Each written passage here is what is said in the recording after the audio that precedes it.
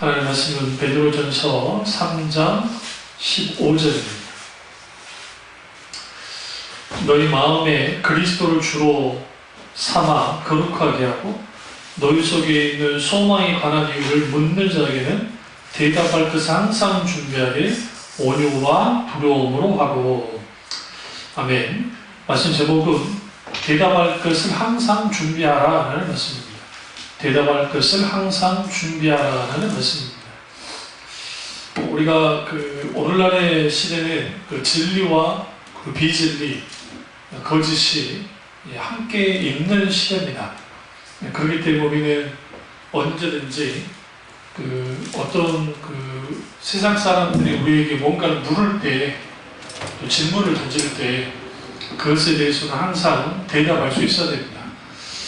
예수님도 공생애 사역을 하실 때 바리새인들의 공격을 받았습니다. 주로 그거에 이제 예수님이 대답하기 힘든 문제를 가지고 그렇게 했던 것을 보게 되었습니다. 그런 의미에서 우리가 항상 하나님께 이제 하나님의 말씀으로 묵상하고, 우리는 적어도 누군가가 우리에게 어떤 질문을 던질 때 그 질문에 대해서 우리는 대답할 수 있어야 됩니다.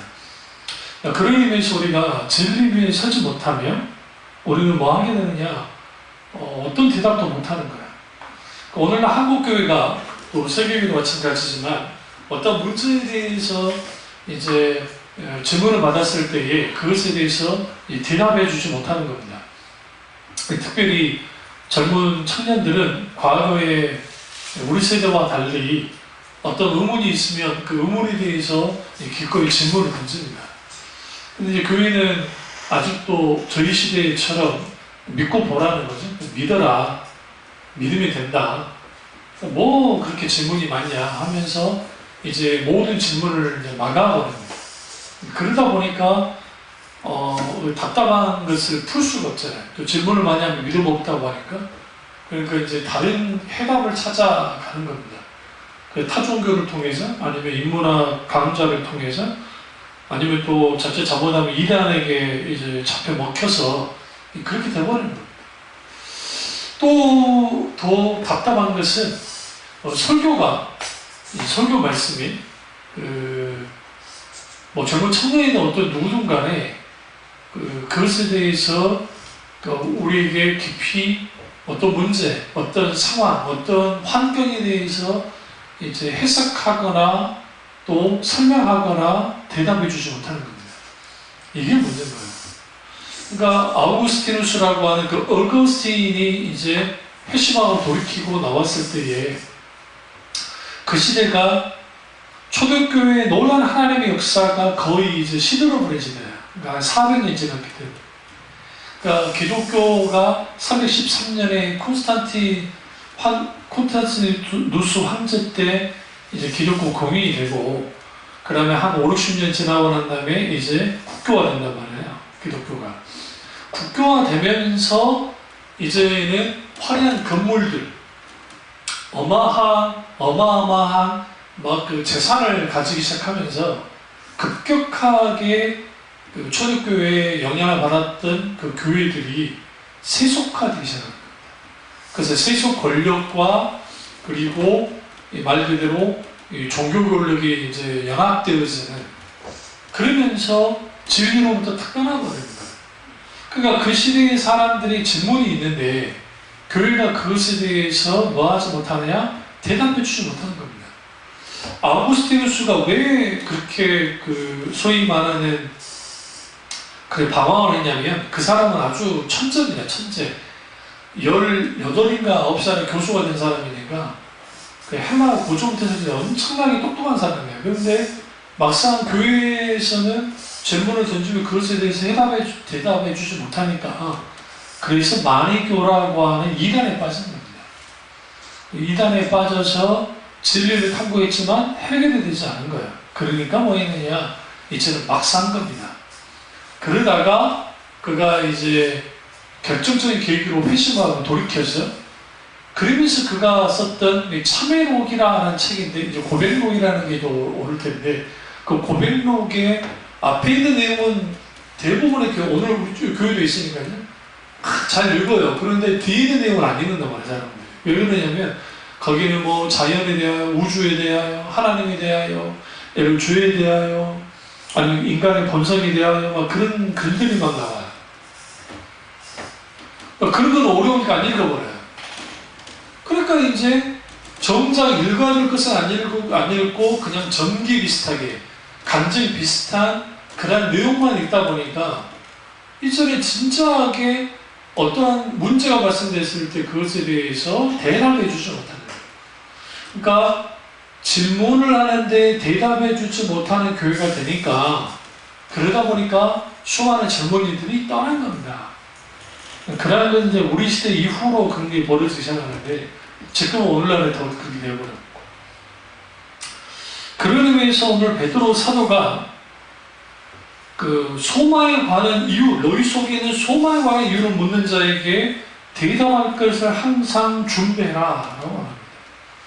여기서 소망에 관한 이유가 뭘까요? 이거는 첫째, 소망이라는 게 무슨 그 희망인가 보다, 그게 아니고 예수 그리스도를 통한 구원 이후에 있게 되는 소망이에요. 그러니까 기독교가 타종교의 차이는 뭐냐면, 타종교는 그 사람을 구원받았어요. 얘들아. 그들의 논리 속에서 구원을 받았어요. 그걸로 끝나요, 사실은. 근데 기독교는 구원이 뭐와 연결이 되어 있냐면 하나님과 영원한 삶과 연결이 되어 있어요. 그 소망은 하나님의 나라, 천국, 혹은 하나님과 영원히 사는 삶과 연결이 되어 있습니다. 그것에 대해서 우리는 뭐 할 수 있어야 된다? 항상 대답할 수 있어야 된다. 그래서 이 사도 베드로가 하나님 안에 있는 영생을 소유하는 기대감, 그것이 소망이라고 분명하게 말하고 있어요. 그러니까 우리는 영원한 생명을 갖고 있는 사람이에요. 또 그것에 대해서 대답해 줄 수 있는 사람이에요. 버스를 타고 삼각지 지역을 쭉 가다 보면 삼각지에 통합지 교회가 하나 있어요. 무슨 교회 이름 하나 잡겠습니다만은 프랭카드에다 뭐라 써놨냐면 만사형통이라고 써놨어요. 그 사람들이 자주 안 보니까 저는 이제 하도 차를 타고 다니니까 버스를 만사형통.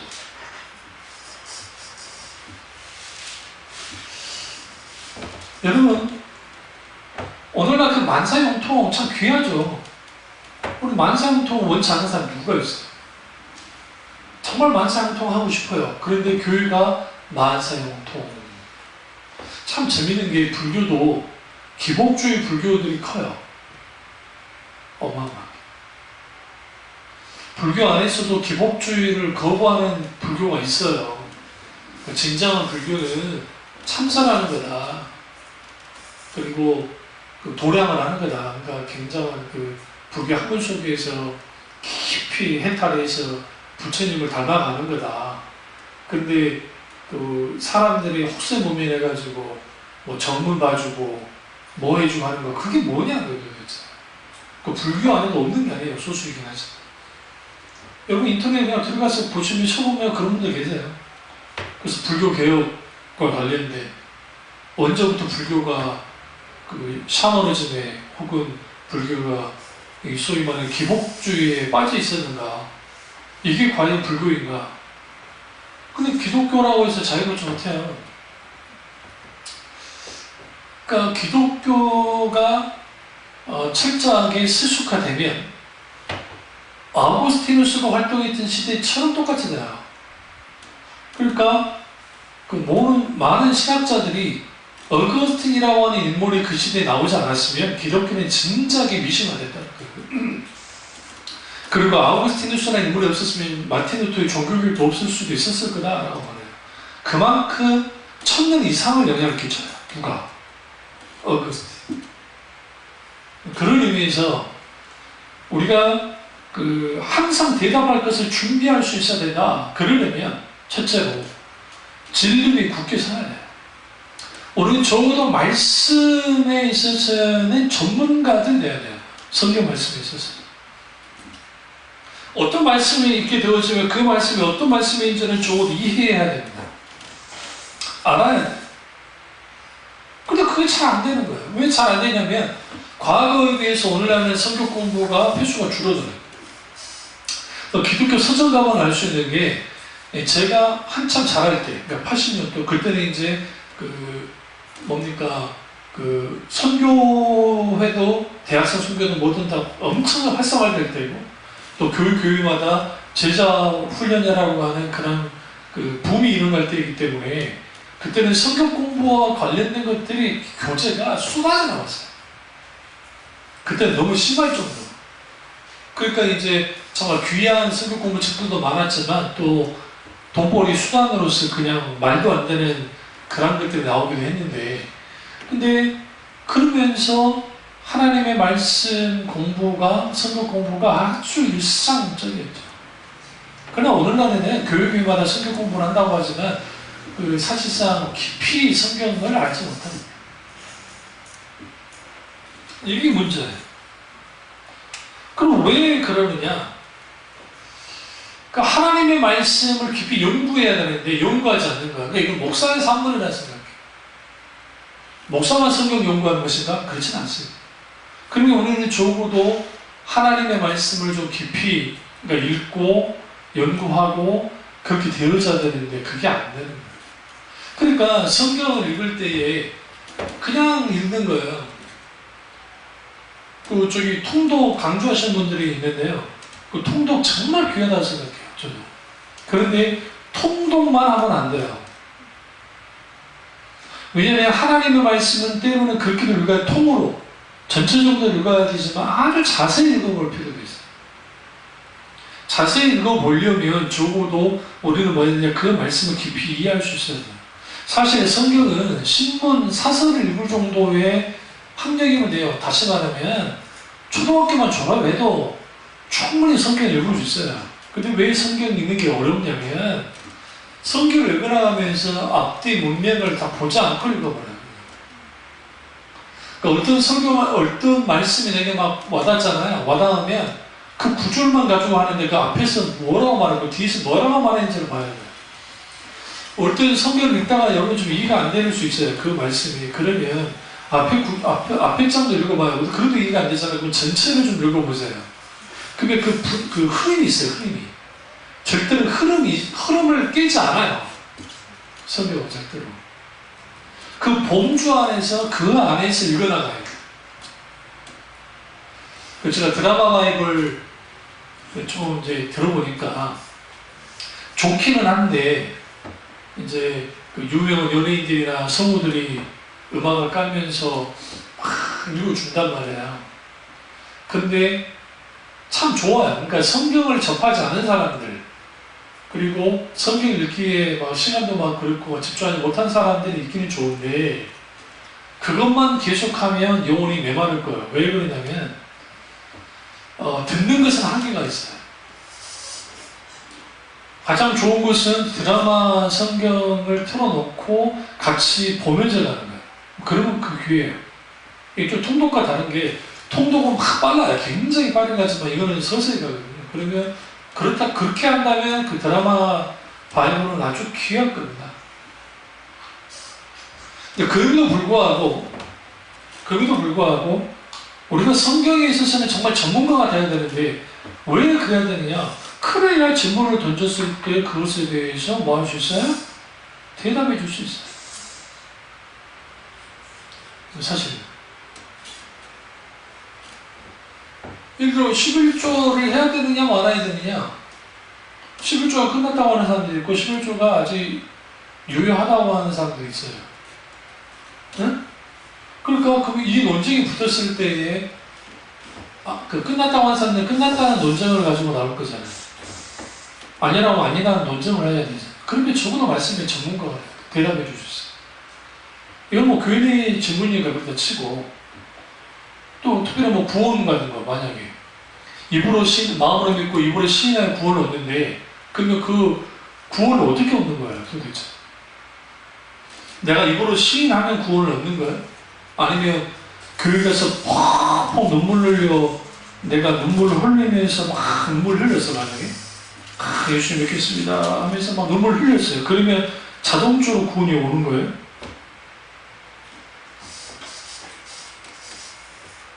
실제로? 그러니까 사람들이 어떤 그 착각을 하냐면 내가 뭔가 막 울고 불고 하나님 앞에 있다 이거요. 그리고 막 회개기도도 했어요. 하나님 용서해 주십시오. 하나님 이렇게 됐습니다. 막 했다 해요. 그러면 그 자체로서 그러면 그 뭡니까? 그 구원의 확신이 오고 그 속에서 그 자체가 이 소위 말하는 그 중생의 증거가 됩니까? 그게? 그럴 수도 있고 아닐 수도 있어요. 무슨 말이냐면 성령의 역사 속에서 실제로 막 통해 자복하고 하는 일도 있어요. 부인하지 않아요. 그리고 그것이 중생의 증표가 되기도 해요. 근데 그렇다고 해서 그 사람이 막 울고 불고 있어요. 그 분위기 속에서 막 우리 그럴 수 있잖아요. 우리 옛날에 그 교회에서 수련회 가면 캠프파이어 하면서 거기에 자기 죄 지은 거 쪽지 다 써가지고 딱 불 붙여가지고 할 때 막 울고 불고 하잖아요. 그게 진짜 회개냐 아니냐. 근데 그 캠프파이어 막 자기 죄 같은 거 쓰고 하는 그 행동이 그게 심리학에서 나온 거예요. 원래 교회에서 나온 게 아니고. 심리학에서 자기들이 지금 막 계속 늘 나를 짓누르는 것들 있잖아요. 그럼 그런 내용을 쓰는 거예요. 써가지고 스스로 불을 태우든지 찢어서 버리든지 하는 행동을 통해서, 자기 행동을 통해서 거기서 벗어나자, 마음의 어떤 짐을 벗자라는 의미에서 나타나는 거예요.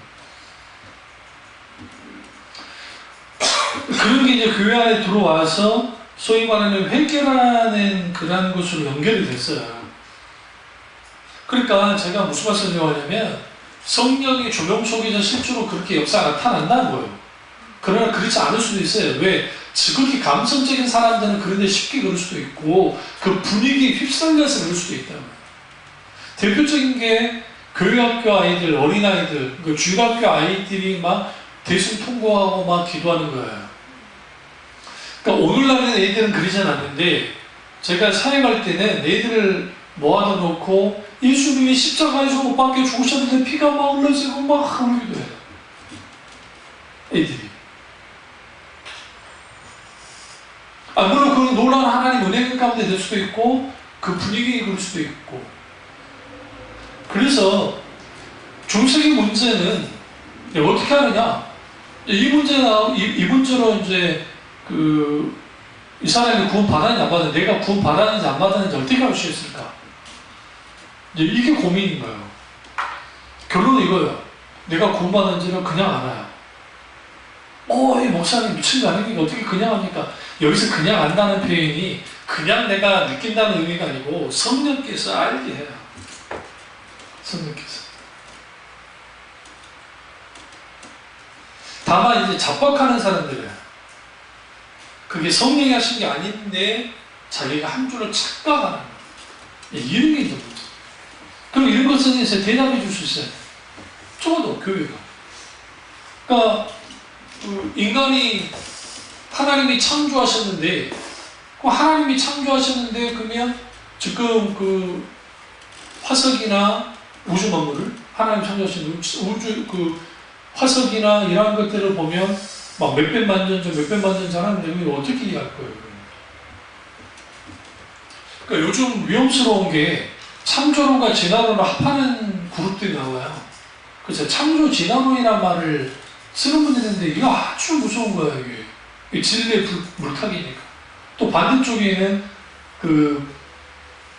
참 귀한 일도 막 하는 분들이긴 하지만 창조과학회 이분들이 그 근본주의적인 이 잘못된 문자주의에 빠져가지고 이 소위 말하는 7,000년 설, 그러니까 7,000년 설이라는 것은 원래 없어요. 세대주의자들이 만드는 거예요. 원래 개혁교회에서 7,000년 설을 받아들인 적이 없어요. 다음부터 까베세미든 조나든 에드워드 누구든 간에 7,000년 설을 받은 적이 없어요. 그러면 세대주의자들이, 이게 세대주의자가 누구냐면 아주 근본주의, 문자주의자들이에요.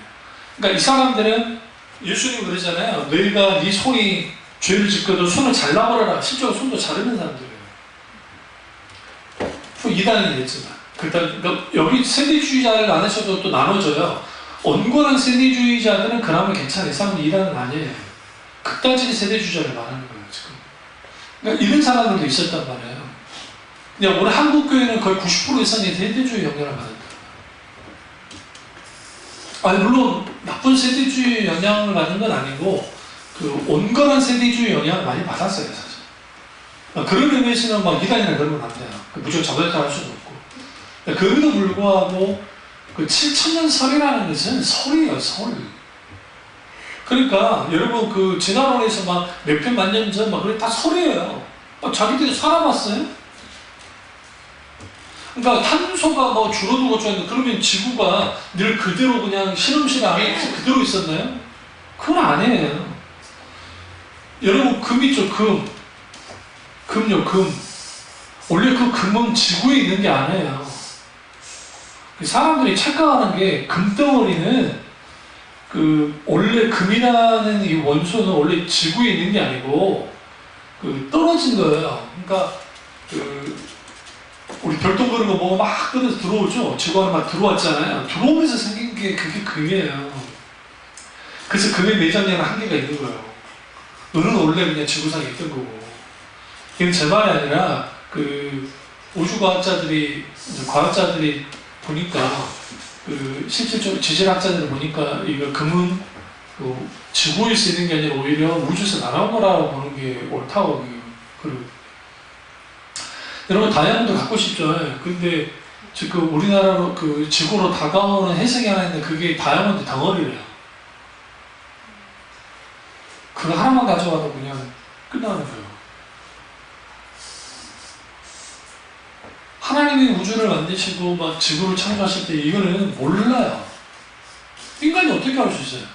그냥 시뮬레이션 해본 거지, 상상을 통해서. 그리고 자기들이 지금 알고 있는 물리학적인 막 방법도 있죠. 뭐 그 뉴턴의 만유인력도 뭐야 아인슈타인에 의해서 깨져버렸고, 아인슈타인의 이 뭡니까 그가 주장했던 상대성 이론도 후에 그 특수 상대성 이론에 의해서 또 바뀌어지고 계속 바뀌어져요. 물이 멈추기라는 게. 지금 우리 그 지구가 태양을 중심으로 돌잖아요. 네? 그러면 그 우주가 어마어마하게 커요. 우리 태양이 어디 있는지 몰라요, 위치가. 그 어마어마한 우주 공간과 그 속에서 영향이 없을까요? 있겠죠. 그거 아직 설명 못해요. 가본 적이 없기 때문에. 무슨 말씀 드리려고 하냐면 성경은 과학책이 아니에요. 물론 진화론 그 창조과학회 분들이 큰일 하셨던 게 하도 진화론이 과학이라고 하니까 그래서 창조론이나 과학을 가지고 나왔는데 사실 진화론이든 창조론이든 둘 다 과학이 아니에요. 왜 과학이 아니냐면 과학은 가설이 있으면 그 가설에서 실험을 하고 한다는 결과를 도출하는 게 그게 과학이에요. 근데 진화론이든 창조론이든 뭐예요? 가설은 있는데 이게 실험실에서 뭘 할 수가 없어요. 실험을 할 수가 없어요. 그러니까 이게 다 설로 갈 수밖에 없는 거야. 그러니까 이 세상이 하도 무신론과 불신론 가운데 가득하니까 마치 진화론이 매스컴에서 막 진화론이 과학인 것처럼 그건 과학이 아니라고.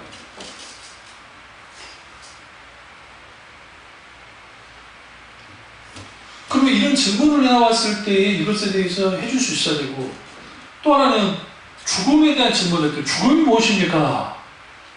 그 의사 선생님한테 죽음이 뭡니까? 하면 의사 선생님들은 똑같이 이렇게 말할 겁니다.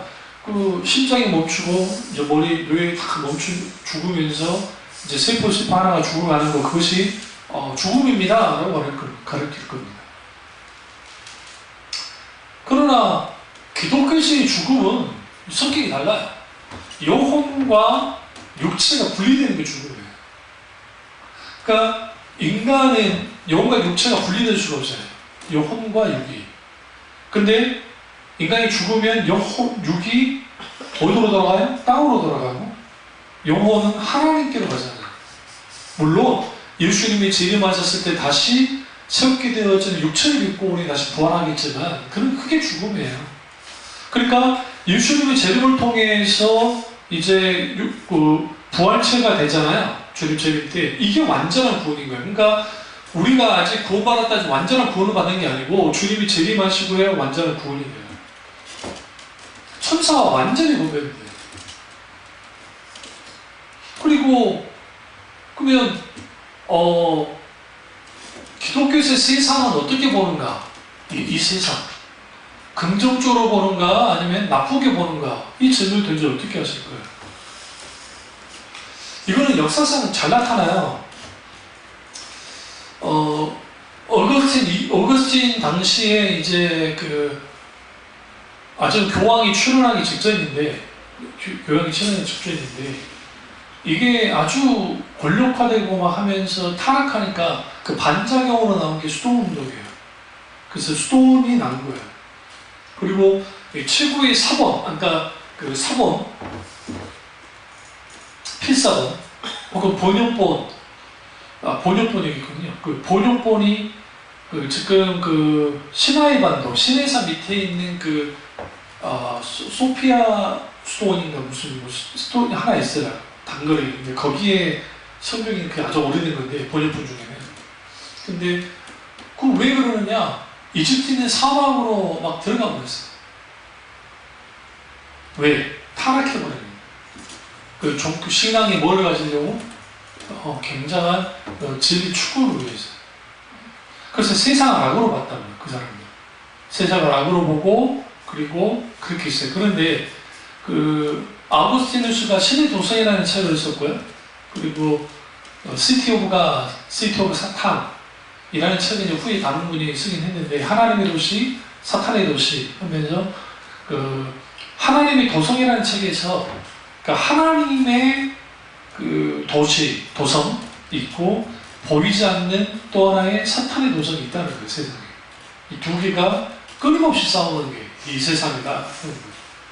근데 기독교에서의 세상을 부정적으로 보지 않아요. 왜 그러냐면, 일단 부정적으로 보지 않는 이유가 하나님이 만든 세상이기 때문에요.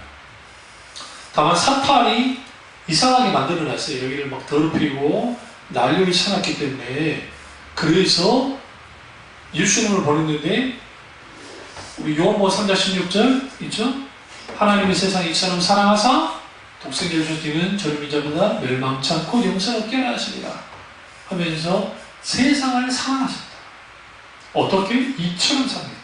십자가에 죽을 만큼 하나님 아들이 이 땅에 보낼 만큼. 그래서 세상을 향한 시선은 어떤 시선을 갖고 있다?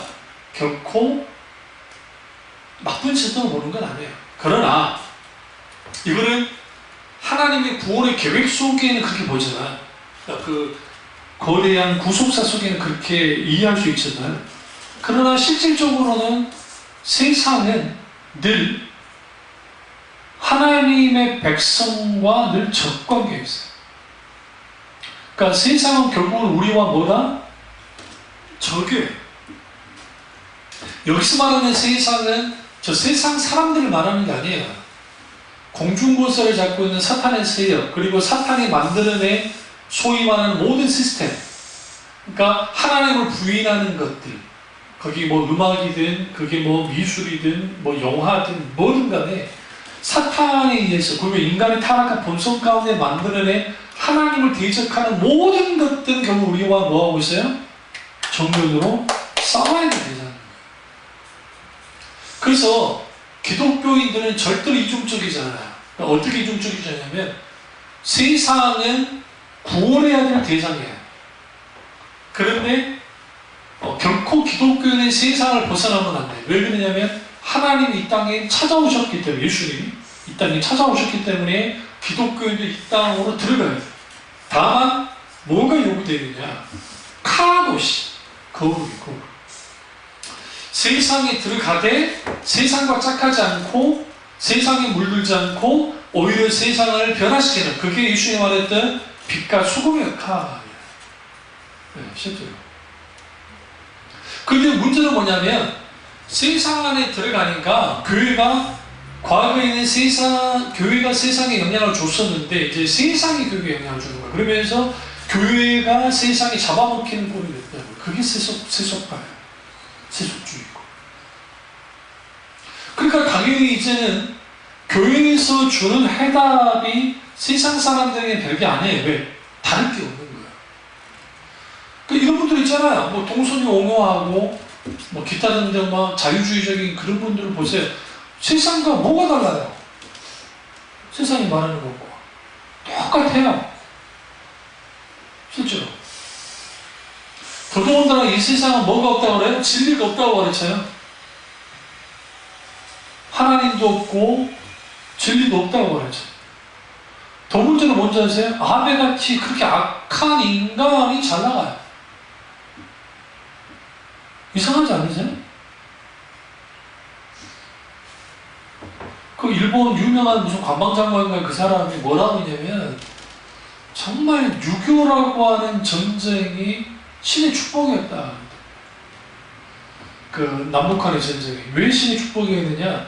원래 미국은 그 일본을 동남아 수준의 국가로만 찍어 누르려고 그랬어요. 왜? 크지면 또 대들 거니까. 그래서 목표는 동남아 정도 수준이에요.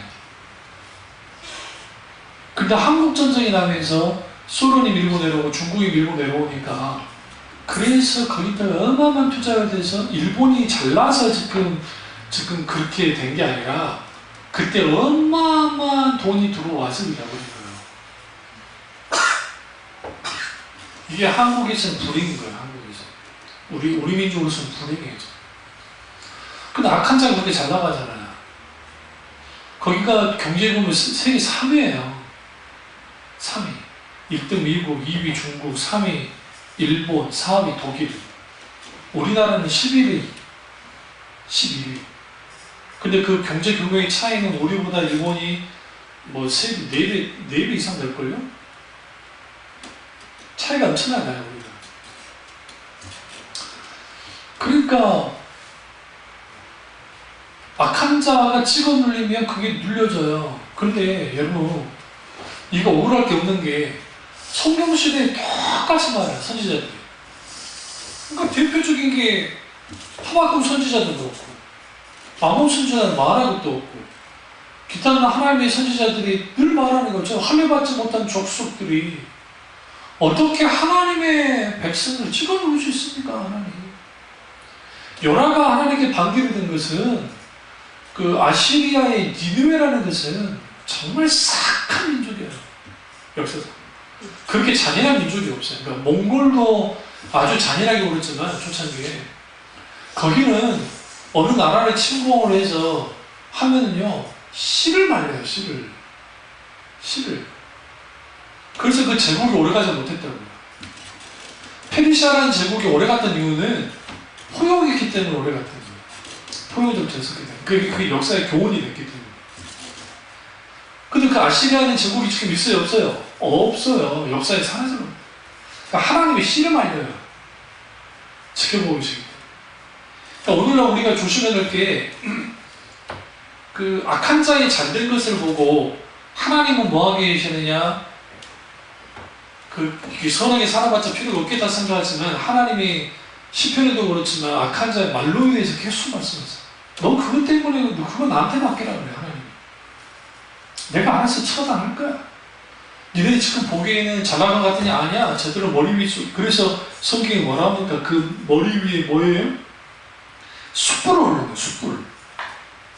여러분 머리 위에 숯불을 올리는 게 뭐예요? 이게 지금 엄청나게 뜨겁고 이거는 죽어라는 거 아닙니까? 이미 그런 상태라고 주님이 말씀하고 있어요. 그래서 우리는 적어도 기독교 정신을 가지고 성경 말씀을 통해서 적어도 대답할 수 있어야 돼요. 진리의 문제에 대하여, 인생에 대하여, how to live, 어떻게 살 건지, who am I, 나는 누구인지 성경에 충분히 질문해요. 그러니까 내가 누구인지를 알려면 하나님을 알아야 돼요. 하나님을 만나야 돼요. 하나님을 알고 만나지 않는 이상 나를 알 길이 없어요. 왜 그러냐면 인간을 창조한 분이 하나님이시기 때문에 그 창조하신 하나님을 만나야 돼요. 대표적인 사건들이 모세가 하나님을 만나고 다 보세요. 다윗이 하나님을 만나고 하나님의 사람들이 하나님을 만나게 될 때 특별히 대부분 중요한 게 사무엘이에요. 사무엘의 스승이자 영적 아버지가 엘리잖아요.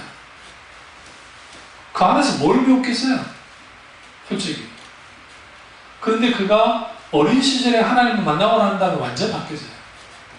그러니까 우리가 자기가 누군지 알고 자기 정체성을 가지고 있죠. 그리스도인의 정체성이 뭐냐? 라는 거예요. 나 잘 먹고 잘 사는 것인가? 그렇지는 않거든요.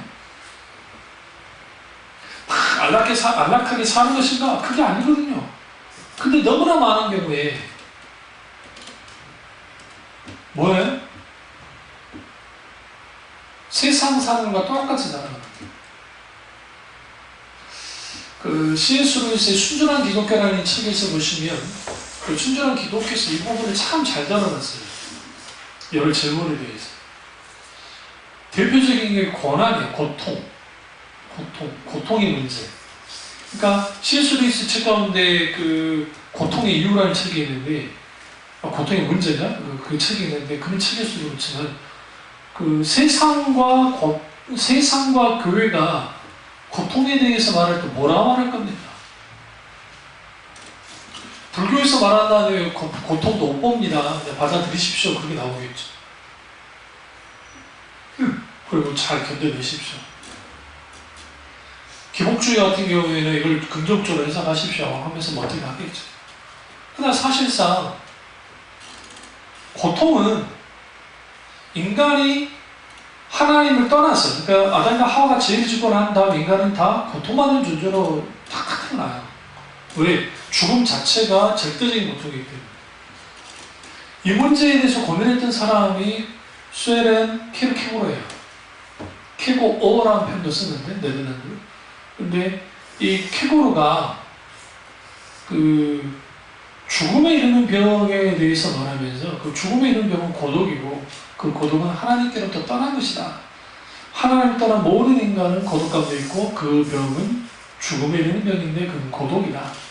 여기서 고독이라는 것은 단순한 고독이 아니고 절대적인 고독이에요. 그것부터 벗어날 길은 예수 그리스도 외에는 없다. 그러니까 여러분, 이러한 질문들을 했을 때에 인간이 가장 근원적인 질문을 받았을 때 대답해 줄 수 있어요. 왜 그러냐면, 예전에 제가 설교했습니다. 하나님의 질문이라는 설교를 한 적이 있고 하나님의 대답이라는 질문을 설교를 한 적이 있어요. 여러분 기억나는지 안 나는지 모르겠지만 하나님이 찾아오셔서 질문을 던질 때 있어요. 그 대표적인 게 그 가인에게 네 동생 아벨이 어디 있느냐? 라고 물으시죠. 그리고 아담과 하와가 선악에 따먹고 난 다음에 숨었을 때 너희가 어디 있냐고 주님 부르잖아요. 주님이 딱 부르잖아요. 그리고 질문 던지죠. 너 이거 왜 먹었니? 이런 질문 던집니다. 그러니까 하나님의 질문, 인간의 대답. 하나님의 질문, 인간의 대답. 근데 그 인간의 대답은 죄 가운데 있는 대답 속에는 다 자기 변명과 그리고 그거밖에 없어요. 그런데 재밌는 게 하나님이 찾아오셔서 하나님께서 직접적으로 질문을 던질 때 인간은 기본적으로 연약해서 그 질문에 대한 답을 잘 못해요. 그런데 하나님의 마음을 알고 하나님과 친밀한 교제를 나눴던 사람들 그것에 충분히 대답하기 잘합니다. 여전히 하나님 우리에게 묻는 거예요. 너 누구냐고. 그러니까 당신은 사랑받기 위해 태어난 사람. 그 찬양이 사람들에게 평범 개인에게 축복해 주는 것은 정말 권장할 만하고 환영할 만하지만 그저 기독교 신앙에는 옳은 것인가? 그렇지는 않다는 거예요. 이게 목적론으로 봤을 때, 신앙 목적론으로 봤을 때, 여러분 무엇을 위해서 태어났어요? 하나님을 기쁘게 하기 위해서 태어났어요. 인간의 창조의 목적이. 그 기쁘게 하는 방법 중에 최고가 뭐야? 찬양이야. 내 백성을 찬송하기 위하여 창조했나니.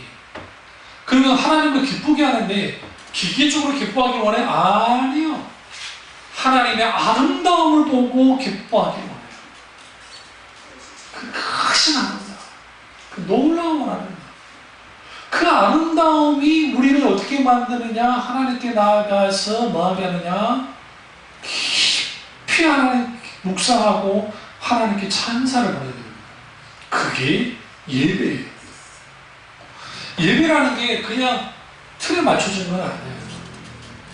제가 그 헌금 문제 잠깐 제가 했을 때 하나 놓치고 한 게 있는 게 뭐냐면, 왜 우리가 하나님께 헌금을 해야 되느냐? 그 이유는 희생 없이, 그러니까 희생 없이 예배는 불가능하기 때문이에요. 근데 우리는 과거에 동물 이상하지 않잖아요. 그래서 헌금이라는 것도 연보를 통해서 하나님께 나오는 거예요. 원래 모든 예배는 연보를 드려야 돼요. 여의도 수목교회가 수요예배든 어떤 예배든 헌금 시간을 가져요. 그거 성경적인 거예요. 어떤 분들 그걸 비판하더라고요. 그 교회가 돈도 올라가지고 예배 때마다 헌금 받는다고. 그렇지 않아요. 기도원에서도 기도 예배 때마다 헌금하죠.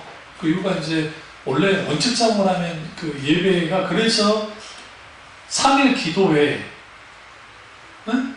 우리 교회는 예배라는 표현을 쓰지만 그 금요 철학 기도회 그러는 거예요.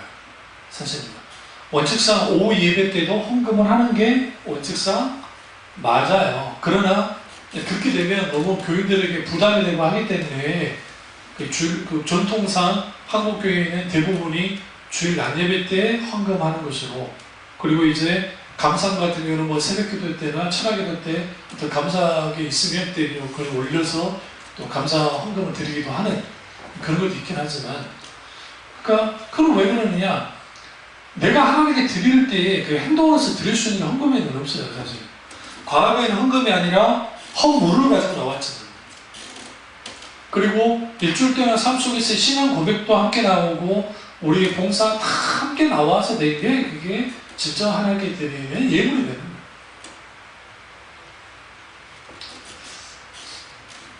또 뭐 그 외에도 주일 성수는 꼭 해야 될 만한가?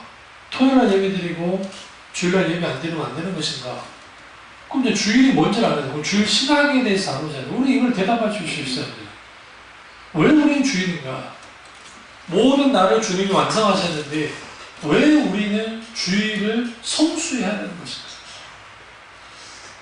여기서 히브리서 기자가 말했던 것처럼 모든 날이 주님의 날이에요, 사실. 그보다 우리가 구별을 드리는 날은 뭐냐면, 주일은 안식의 정신까지 같이 갖고 들어왔어요. 그러니까 우리는 안식일을 지키진 않아요. 왜? 예수님이 안식일 자체를 완성하시기 때문에. 그러나 초대교회는 안식일과 주일을 동일히 같이 지켰어요. 성경 잘 써보시면 사도행전에.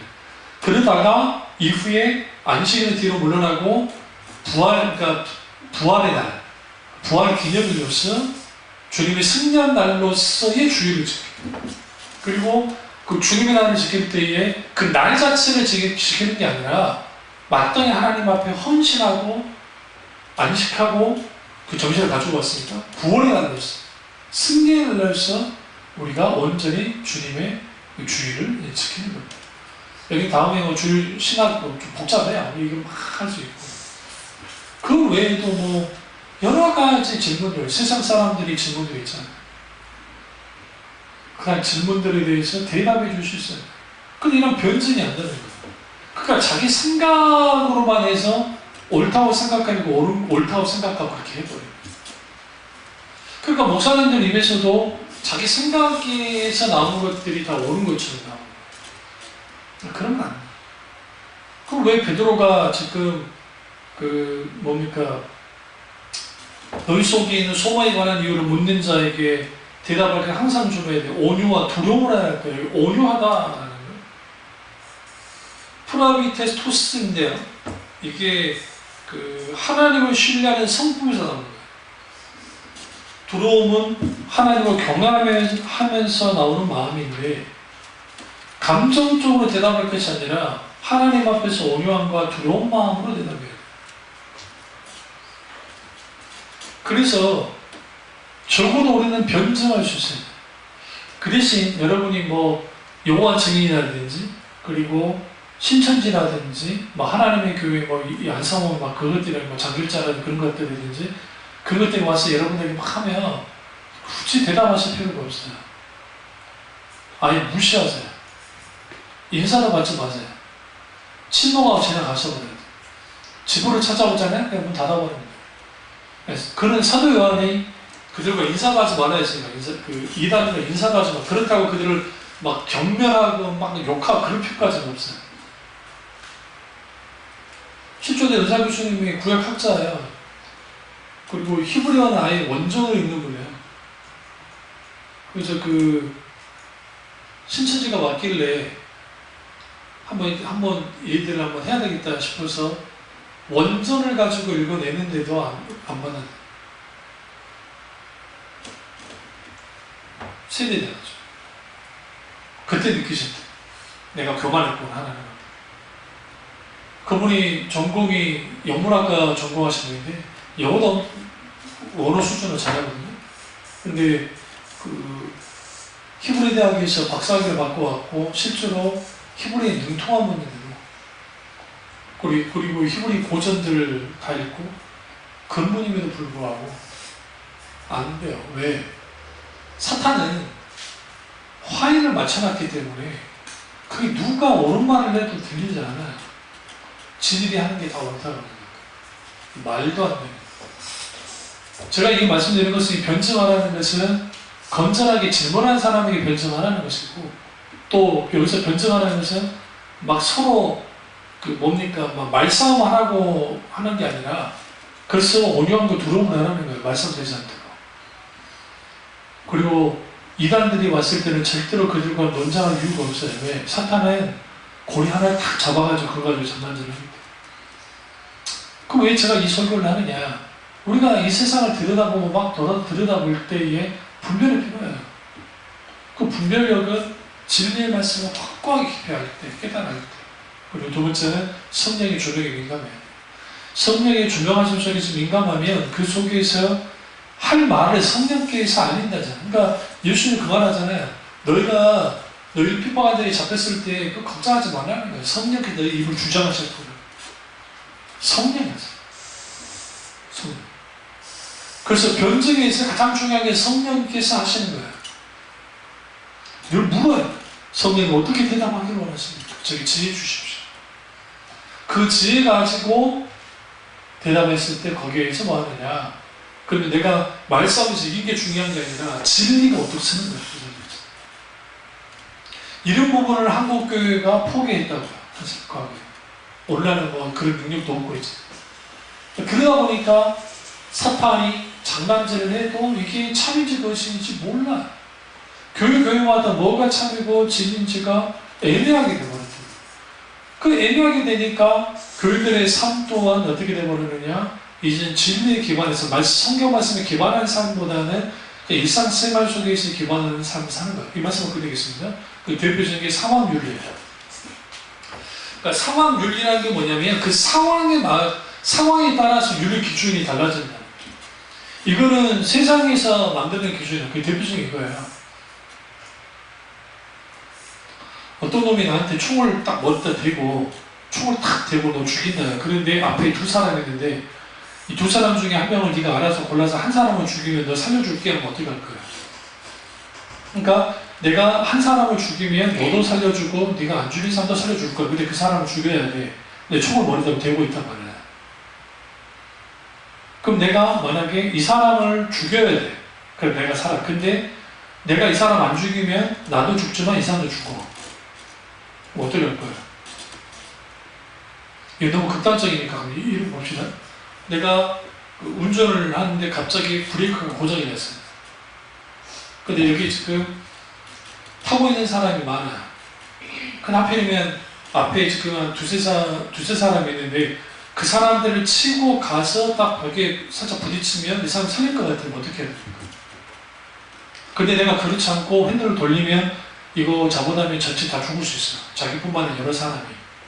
그러면 여러 사람을 살릴 겁니까? 아니면 소수 사람을 죽이고 할 겁니까? 아니면 소수 사람 살리고 뭐 어떻게 할 겁니까? 이 상황윤리라는 그 질문으로부터 나와요. 어떻게 해요? 우리는 그런 것에 밀리지, 몰리지 않으니까 그러는데, 실제로 한국전쟁 있을 때 이민군이 쳐내려왔을 때 피난민들 중에 애들 있잖아요, 애들. 이때 막 우려졌겠잖아요. 그러니까 본의 아니게 입 막고 했다가 애를 죽는 경우가 있거든요. 그럼 그걸 사기로 봐야 됩니까? 뭘로 봐야 됩니까? 응? 만약에 그 애의 입을 틀어막지 않으면 발각돼서 다 죽을 수 있는 게 잡혀서 그 울도록 놔둬야 되는가? 아니면 코 입을 틀어막아서라도 그들이 살아남아야 됩니다.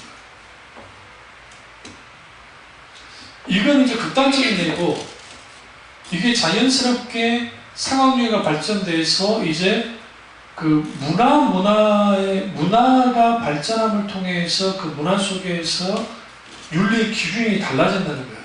어떻게? 왕정시대의 윤리, 그러니까 조선시대의 윤리 기준과 우리는 지금 어디에 살고 있어요? 대한민국에 살고 있죠.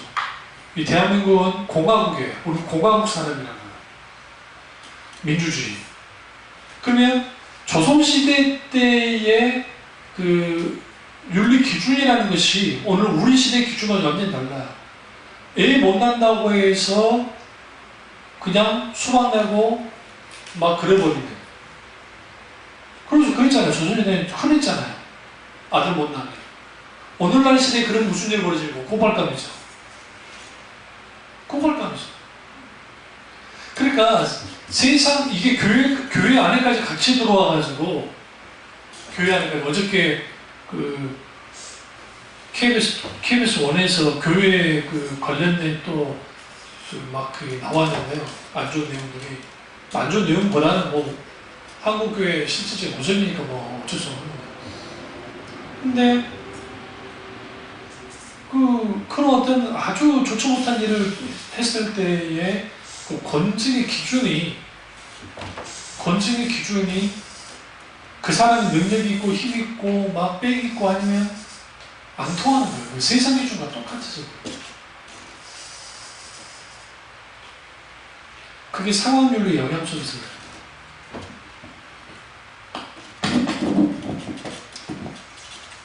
그 목사님들 이혼하면 과거에 있는 목회를 다 접었어야 됐어요. 그게 무슨 말이냐면 완전 면직. 그러니까 목회적인 안 하는 거예요. 못 하는 거예요. 요즘에는 이혼해도 해요. 왜? 그 상황의 기준에 따라 그 시대의 정신을 따라갑니다. 교회가 따라갑니다. 그 외에도 뭐 교인들 이혼이 있죠. 오늘날에는 교인들의 이혼이 더 관대해져 버렸어요. 교회가. 과거에 어느 집사님이 이혼한 다음에 이거는 아주 큰 일이었어요. 문제가 컸다고요. 장로가 이혼하게 되면 그 장로 집을 파는 일까지 벌어지는 게 그게 과거의 기준이에요. 근데 시대가 달라졌다고 같이 교회의 기준이 타박해져요. 이게 상황이에요. 그러니까 우리 생각할 때 이 상황, 물론 너무 경직되고 하는 것을 벗어나겠다는 의미는 긍정이 있을지 모르지만 많은 부분에서 진리로부터 많이 벗어날 경우도 있다는 거예요. 그럼 이걸 어떻게 이제 답을 해줄 수 있는가? 이렇게 생각하시면 돼요. 교회 집사님들이 주임순수 안 하고 뭐 11조도 안 하고 하다가 목사님한테 와가지고 목사님 이렇게 해서 막 내가 이런 상황 저런 상황이어서 못했어요. 그러니까 목사님 좀 알아주세요. 그 목사 중에 예 알겠습니다 하면 다 끝난 줄 알아요. 그런 경우가 꽤 많아요. 문제는 하나님과의 문제가 남아있어요. 그러니까 하나님 앞에는 뭐만 통해요? 하나님이 다림줄만 통해요. 다시 말해 이 다림줄은 하나님의 말씀이에요. 이 사실이 오늘날의 교회에서 많이 관감이 있어요. 뭐 영향이냐? 세상의 기준 가운데 상황 윤리. 그래서 세상의 윤리 기준이라는 것은 우리가 생각할 때 막 규범이 딱 정해질 것 같잖아요. 요즘은 그러지 않아요. 많이 바뀌어요. 그리고 힘 있는 자가 강한 자가 만약에 그 죄를 지었을 경우에 아주 관대하죠. 그렇잖아요. 실례로 이 말씀 끝내겠습니다. 그 여자 연예인들이 어떤 이상한 스캔들에 딱 있으면 아주 매장되잖아요. 그런데 남자 연예인들이 이상한 짓을 하고 난 다음에 조금 쉬었다가 뭐 작품 조금 잘 만나고 하면은 또 간단히 받아주죠. 그게 뭐냐면 그들의 기준, 그러니까 세상 기준이라는 게 자기들의 그 강자의 기준 속에서는 우리 읽은 것에 대해서 읽을 수 있어야 되고 대답해 줄 수 있어야 됩니다. 그런 교육이 되기를 주님께 축원합니다. 기도하겠습니다. 자, 기도할 때 우리 말씀, 나의 말씀, 우리 말씀 되게 되는